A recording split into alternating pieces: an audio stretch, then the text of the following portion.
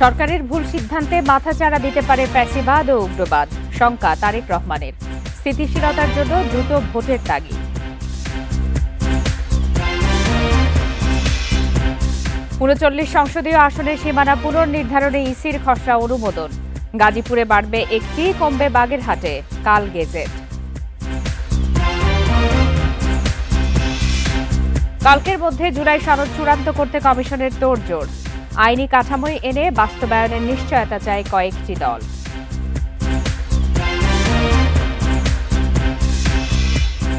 চাঁদাবাজির অভিযোগে গ্রেপ্তার সমন্বয়ক রিয়াদের বাসা থেকে 2,25,00,000 টাকার চেক উদ্ধার। টাকার উৎস জানায়নি পুলিশ।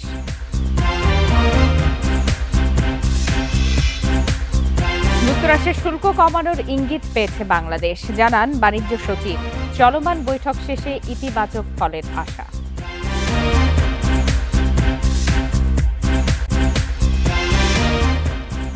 বিরতিহীন রাত 9টায় বাংলাদেশে সবাইকে আমন্ত্রণ জানাচ্ছি। আমি ফারহানা লোপা। এতক্ষণ শিরোনাম জানাচ্ছিলাম, এবার বিস্তারিত। অন্তর্বর্তী সরকারের যে কোনো ভুল সিদ্ধান্তে ফ্যাসিবাদ, উগ্রবাদ বা চরমপন্থা মাথাচাড়া দিতে পারে বলে মন্তব্য করেছেন বিএনপির ভারপ্রাপ্ত চেয়ারম্যান তারেক রহমান।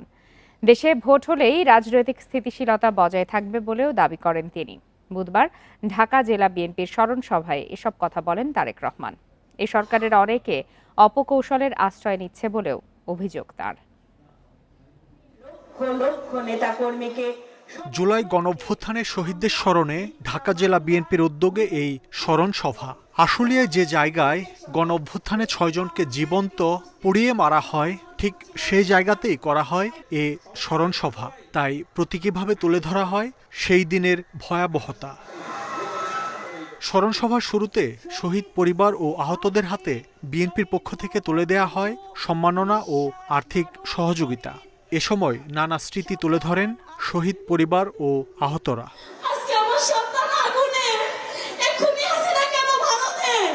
পরে বক্তব্য রাখেন বিএনপির বিভিন্ন পর্যায়ের নেতারা। এর মাস্টারমাইন্ড জনাব তারেক রহমান। প্রধান অতিথির বক্তব্যে বিএনপির ভারপ্রাপ্ত চেয়ারম্যান বলেন, সরকারের যে কোনো ভুলে দেশের অনেক বড় ক্ষতি হয়ে যেতে পারে। আমি অন্তর্বর্তীকালীন সরকারের প্রতি দৃষ্টি আকর্ষণ করে বলতে চাই, শত শহীদদের রক্তের বিনিময় পতিত, পলাতক, পরাজিত, বিতাড়িত ফ্যাসিবাদী অপশক্তি রাষ্ট্র রাজনীতিতে পুনর্বাসিত হওয়ার সুযোগ নিতে ওত পেতে রয়েছে। সরকারের যে কোনো ভুল সিদ্ধান্তে দেশে গণতন্ত্রের উত্তরণের যাত্রা পথকে সংকটে ফেলে দিতে পারে। দেশে ফ্যাসিবাদ, উগ্রবাদ, চরমপন্থা মাথাচাড়া দিয়ে উঠতে পারে। গণতন্ত্রে ভোটের কোনো বিকল্প নেই উল্লেখ করে তারেক রহমান বলেন, নির্বাচনকে অন্তর্বর্তী সরকার কতটুকু অগ্রাধিকার দিচ্ছে তা নিয়ে জনমনে নানা প্রশ্ন উঠছে। বিএনপি জনগণের ভোটে প্রতিনিধি নির্বাচিত করার পক্ষে, কিন্তু এইসব নির্বাচন অনুষ্ঠানের ক্ষেত্রে অন্তর্বর্তীকালীন সরকার অগ্রাধিকার নির্ধারণে বিচক্ষণতার পরিচয় দিতে পারছে কিনা, এটি একটি বিরাট প্রশ্ন এই মুহূর্তে জনগণের। নিজেদের ছোট ভুলে যেন ফ্যাসিবাদ ফিরে আসার পথ তৈরি না হয়, সেদিকে খেয়াল রাখতে রাজনৈতিক দলগুলোর প্রতি আহ্বান জানান বিএনপি মহাসচিব। ছোটখাটো বিষয়গুলো নিয়ে এমন অবস্থা তৈরি করবেন না যে অবস্থায় আবার সেই ফ্যাসিস্ট হাসিনা কোনো সুযোগ পায় দেশে ফিরে আসার। মাহমুদ শরীফ, ইন্ডিপেন্ডেন্ট নিউজ, ঢাকা। যে উদ্দেশ্য নিয়ে জুলাইয়ে ছাত্র জনতার গণ অভ্যুত্থান হয়েছিল তা এখনো পূরণ হয়নি বলে মন্তব্য করেছেন এনসিপির আহ্বায়ক নাহিদ ইসলাম। সন্ধ্যায় নরসিংদীতে জুলাই পদযাত্রার সমাবেশে কথা বলেন তিনি। এ সময় নাহিদ আরও বলেন, সরকারে থাকা 2 ছাত্র উপদেষ্টাকে নিয়ে নানা ষড়যন্ত্র শুরু হয়েছে। তবে গণ অভ্যুত্থানের প্রতিনিধিদের বিরুদ্ধে কোনো ষড়যন্ত্র মেনে নেওয়া হবে না, তা প্রতিহত করা হবে। নতুন দেশ গড়তে এখনো কাঙ্ক্ষিত কোনো সংস্কার আসেনি। দাবি আদায়ে প্রয়োজনে ছাত্র জনতাকে নিয়ে আবারও মাঠে নামার হুঁশিয়ারি দেন তিনি। এর আগে দুপুরে নরসিংদী ক্লাবে শহীদ পরিবারের সাথে দেখা করেন দলের কেন্দ্রীয় নেতারা। এ সময় পরিবারের সদস্যদের খোঁজ খবর নেন তারা।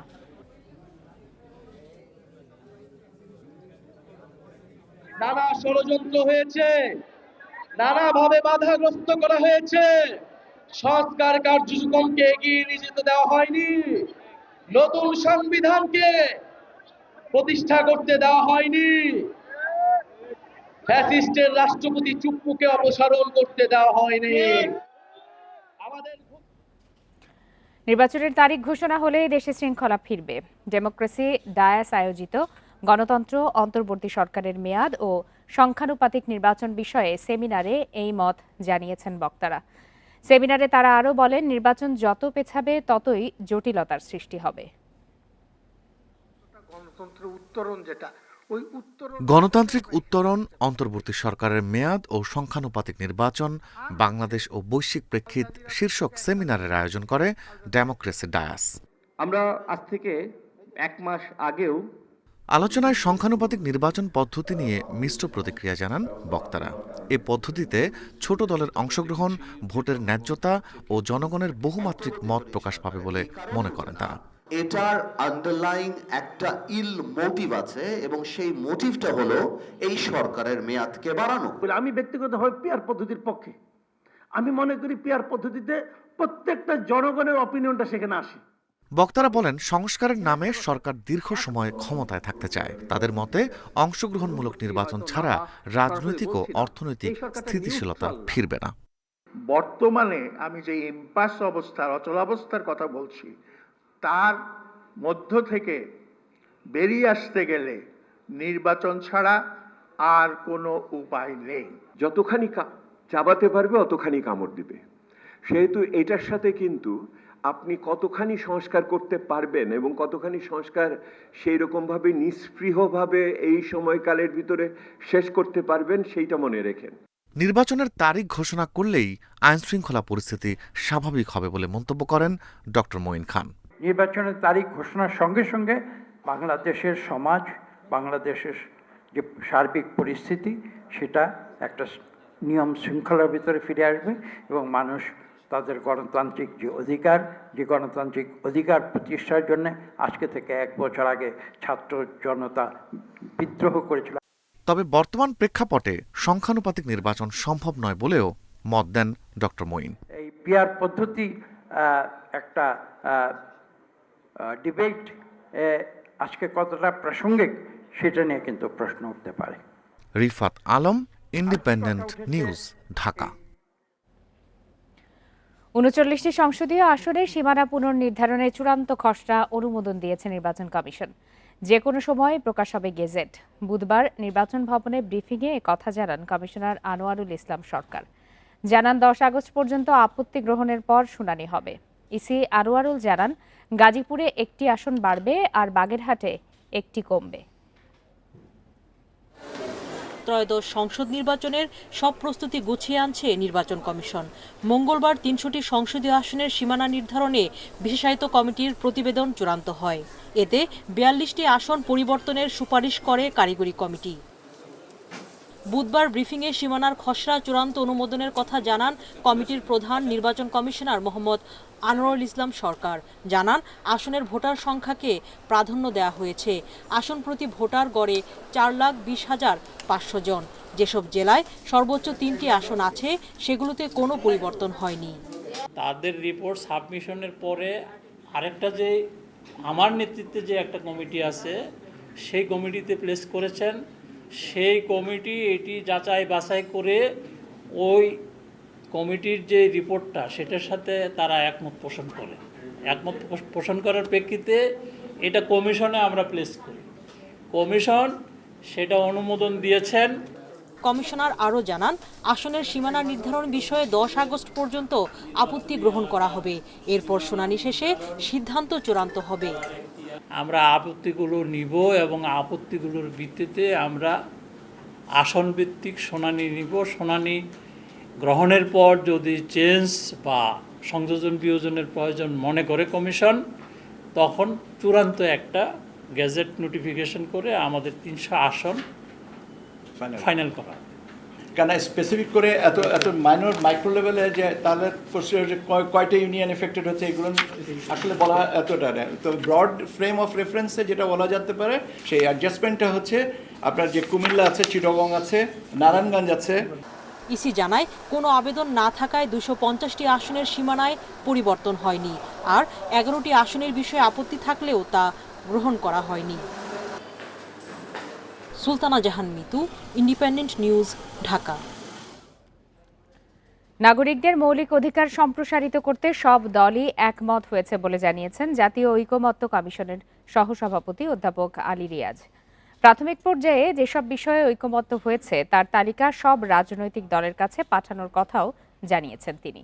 এদিকে নারী আসন 100-তে উন্নীত করতে সরাসরি নির্বাচন চালু করতে চাই বিএনপি, জানিয়েছেন বিএনপির স্থায়ী কমিটির সদস্য সালাউদ্দিন আহমেদ। সেই সঙ্গে 5% সরাসরি মনোনয়ন দেবে বিএনপি, কথাও জানান তিনি। আর 50টি সংরক্ষিত নারী রাখার প্রস্তাব দিয়েছে বিএনপি। রাজধানীর ফরেন সার্ভিস একাডেমিতে রাজনৈতিক দলগুলোর সঙ্গে ঐকমত্য কমিশনের বৈঠক থেকে কথা জানান তারা। এছাড়া জুলাই সনদের খসড়া নিয়ে অসন্তোষ জানিয়েছে এনসিপি সহ আরও কয়েকটি দল। নির্বাচনের মাধ্যমে সরকার গঠনের 2 বছরের মধ্যে সংস্কার প্রস্তাবগুলো বাস্তবায়ন করার বিষয় নিয়েই তাদের আপত্তি। জুলাই সনদকে আইনি কাঠামোর মধ্যে এনে তা বাস্তবায়নের নিশ্চয়তা চেয়েছে দলগুলো, না হলে পুরো সংস্কার প্রক্রিয়া অনিশ্চয়তার মধ্যে পড়বে বলে শঙ্কা তাদের। বৃহস্পতিবারের মধ্যে দ্বিতীয় পর্বের আলোচনা শেষ করে জুলাই সনদ চূড়ান্তের লক্ষ্য ঐকমত্য কমিশনের।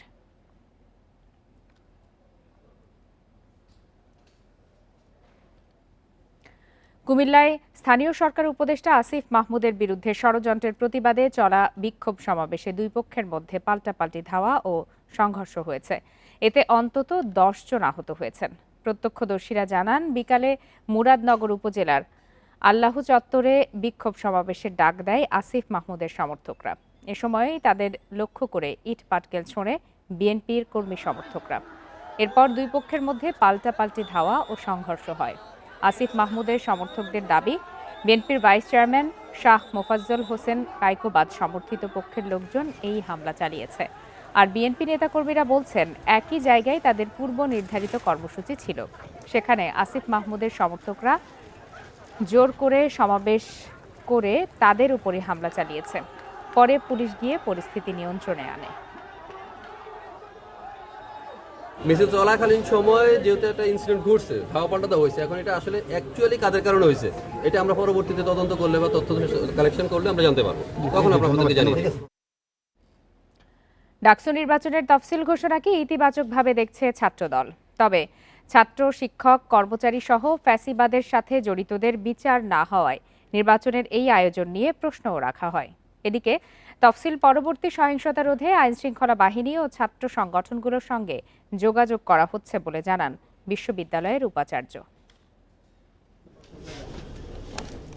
ঢাকা বিশ্ববিদ্যালয় কেন্দ্রীয় ছাত্র সংসদ ডাকসু নির্বাচনে তারিখ ঘোষণা করা হয়েছে আগামী 9 সেপ্টেম্বর। মঙ্গলবার এক সংবাদ সম্মেলনে এ তথ্য জানানো হয়। এরপর থেকেই শুরু হয় বিভিন্ন দল ও সংগঠনের আলোচনা সমালোচনা।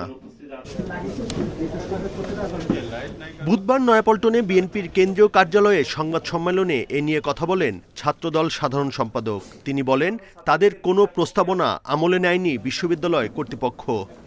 40টিরও বেশি সুপারিশ করা হয়েছে এবং 377টি সংস্কারের বিষয়ে বাংলাদেশ জাতীয়তাবাদী ছাত্রদল মত দিয়েছে। 3 থেকে 4টি সুপারিশ ঢাকা বিশ্ববিদ্যালয় কর্তৃপক্ষ এটি গৃহীত করেছে। এছাড়া ডাকসু নির্বাচনের তারিখ ঘোষণাকে ইতিবাচক বললেও শিক্ষক, কর্মচারী ও শিক্ষার্থী সহ শেখ হাসিনার দোসরদের বিচার না করে নির্বাচনের আয়োজন কতটুকু নিরপেক্ষ হবে তা নিয়ে সন্দেহ প্রকাশ করেন তিনি। আওয়ামী লীগ দোষর শিক্ষকদের বিচার না করে ঢাকা বিশ্ববিদ্যালয়ের কর্মচারী কর্মকর্তাদের বিচার প্রক্রিয়ার কোন রকম ত্বরান্বিত না করে এরকম ডাকসু যদি হয়, সে ডাকসু কতটুকু শিক্ষার্থীদের কল্যাণকর হবে সেটি আসলে সময় বলে দেবে বলে আমরা মনে করি। এদিকে দুপুরে সাংবাদিকদের এক প্রশ্নের উত্তরে বিশ্ববিদ্যালয়ের উপাচার্য বলেন, অনেক দিন ধরেই বিশ্ববিদ্যালয়ে সব সংগঠনের সহাবস্থান বিরাজ করছে। তফসিল পরবর্তী সহিংসতা রোধে কাজ করছে বিশ্ববিদ্যালয় কর্তৃপক্ষ।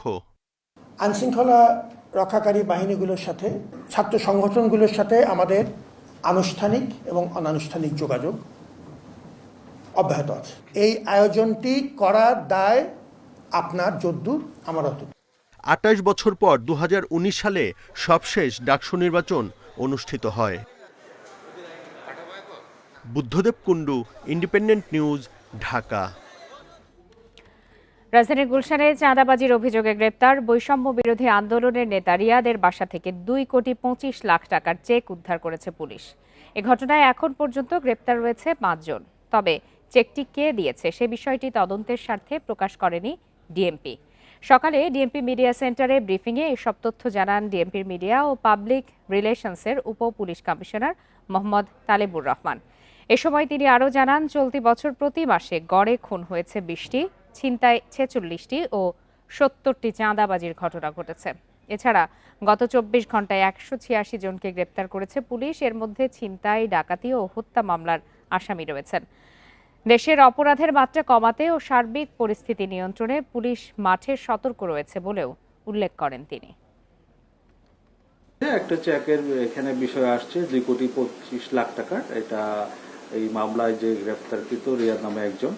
আমরা অন্যান্য বিষয়গুলো তদন্ত করছি, এটা অব্যাহত আছে। কি কারণে তারা চাঁদা দিয়েছিল বা এক্ষেত্রে তাদের কোনো দুর্বলতা আছে কিনা সে বিষয়গুলো আমরা খতিয়ে দেখছি। নাবিল গ্রুপের চেয়ারম্যান আমিনুল ইসলাম সহ 30 জনের বিরুদ্ধে মামলা করেছে দুদক। তাদের বিরুদ্ধে ইসলামী ব্যাংক থেকে ভুয়া প্রতিষ্ঠানের নামে ঋণ নিয়ে 950 কোটি টাকা আত্মসাতের অভিযোগ। এদিকে ইউসিবি ব্যাংকের 15 কোটি টাকা আত্মসাতের অভিযোগে সাবেক ভূমি মন্ত্রী সহ 28 জনের বিরুদ্ধেও মামলা হয়েছে। আর অস্বাভাবিক লেনদেনের অভিযোগে সাংবাদিক মুন্নি সাহাকে জিজ্ঞাসাবাদ করেছে দুদক। উত্তরবঙ্গ কেন্দ্রিক ব্যবসা শুরু হলেও বাংলাদেশের অন্যতম প্রতিষ্ঠান নাবিল গ্রুপের ব্যবসা এখন সারা দেশে। দুদকের পর্যালোচনায় দেখা যায়, ব্যাংক লুটেরা এস আলমের সাথে প্রতিষ্ঠানটির ছিল আত্মিক সম্পর্ক। সে সম্পর্কের রেশ ধরেই ইসলামী ব্যাংক থেকে হাজার হাজার কোটি টাকা লোপাট করেছে নাবিল গ্রুপ। আওয়ামী লীগের আশীর্বাদ পুষ্ট হওয়ায় বিগত সরকারের আমলে নাবিল গ্রুপ ছিল ধরাছোঁয়ার বাইরে। 5ই আগস্ট হাসিনা সরকারের পতনের পর আওয়ামী লীগের অর্থদাতা হিসেবে পরিচিত বিভিন্ন ব্যবসায়িক গ্রুপের বিরুদ্ধে অনুসন্ধান শুরু করে দুদক। নাবিল সহ 10 ব্যবসায়িক গ্রুপের অনুসন্ধানে গঠন করা হয় টাস্কফোর্স। দুদকের অনুসন্ধানে উঠে আসে এস আলমের দখল করা ইসলামী ব্যাংক থেকে ঋণের নামে হাজার কোটি টাকা আত্মসাতের সত্যতা। দুদক বলছে, ভুয়া প্রতিষ্ঠানের নামে নাবিল গ্রুপ আত্মসাৎ করেছে 950 কোটি টাকা। আত্মসাৎ সংশ্লিষ্ট 30 জনকে আসামি করে মামলা করেছে দুদক। ইসলামী ব্যাংক পিএলসির 950 কোটি টাকা আত্মসাৎ এবং উক্ত অর্থের উৎস প্রকৃতি হস্তান্তর, রূপান্তর এবং স্থানান্তরের মাধ্যমে পরিবর্তন করার অপরাধ অনুসন্ধানকালে প্রমাণিত হয়েছে। এদিকে ইউসিবি ব্যাংক থেকে কাগুজে প্রতিষ্ঠানের নামে 15 কোটি টাকা আত্মসাতের অভিযোগে মামলা হয়েছে সাবেক ভূমিমন্ত্রী সাইফুজ্জামান সহ 28 জনের বিরুদ্ধে। জনাব সাইফুজ্জামান চৌধুরী, সাবেক ভূমিমন্ত্রী, তার স্ত্রী রুকমিলা জামান, সাবেক চেয়ারম্যান ইউসিবিএল সহ মোট 28 জন কর্মকর্তার বিরুদ্ধে মামলা রুজুর সিদ্ধান্ত গৃহীত হয়েছে। এদিন রিমান্ডে জিজ্ঞাসাবাদ করা হয় নারায়ণগঞ্জ 2,500 ব্রাহ্মণদী ইউনিয়নের পরিষদ চেয়ারম্যান লাকমিয়াকে। 14,000 কোটি টাকার অস্বাভাবিক লেনদেনের অভিযোগ তার বিরুদ্ধে। 135 কোটি টাকার সন্দেহজনক লেনদেন সহ অবৈধ সম্পদ অর্জনের অভিযোগে জিজ্ঞাসাবাদ করা হয় জ্যেষ্ঠ সাংবাদিক মুন্নি সাহাকেও। গুরুত্বপূর্ণ ব্যক্তি সহ অন্যান্যদের বিরুদ্ধে যে অনুসন্ধান চলমান রয়েছে সেই সংক্রান্তে জিজ্ঞাসাবাদ, এটা আমাদের অনুসন্ধানকারী বা তদন্তকারী কর্মকর্তাদের রুটিন কাজ। দুদক মহাপরিচালক জানান, জিজ্ঞাসাবাদে দুর্নীতির অভিযোগে আর কারো সংশ্লিষ্টতা পাওয়া গেলে তাদের বিরুদ্ধেও নেওয়া হবে ব্যবস্থা। রিশাদ হুদা, ইন্ডিপেন্ডেন্ট নিউজ, ঢাকা। চট্টগ্রাম বন্দরের নিউমুরিং টার্মিনাল পরিচালনার দায়িত্ব বিদেশিদের দেয়ার প্রক্রিয়া কেন অবৈধ নয় এবং অপারেটর নিয়োগে দরপত্র আহ্বানের নির্দেশ কেন দেয়া হবে না তা জানতে রুল জারি করেছে হাইকোর্ট। এক রিটের শুনানি শেষে বুধবার বিচারপতি হাবিবুল গনি ও বিচারপতি শেখ তাহসিন আলীর দ্বৈত বেঞ্চ এই রুল জারি করে।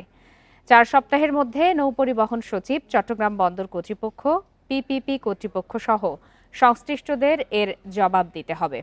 আইনজীবীরা আদালতে জানান, 2019 সালে আওয়ামী লীগ সরকার নিউমুরিং টার্মিনাল পরিচালনার জন্য দুবাই ভিত্তিক বন্দর পরিচালনা কোম্পানি ডিপি ওয়ার্ল্ডের সাথে একটি সমঝোতা স্মারক সই করে, কিন্তু সেখানে কোনো দরপত্র আহ্বান করা হয়নি।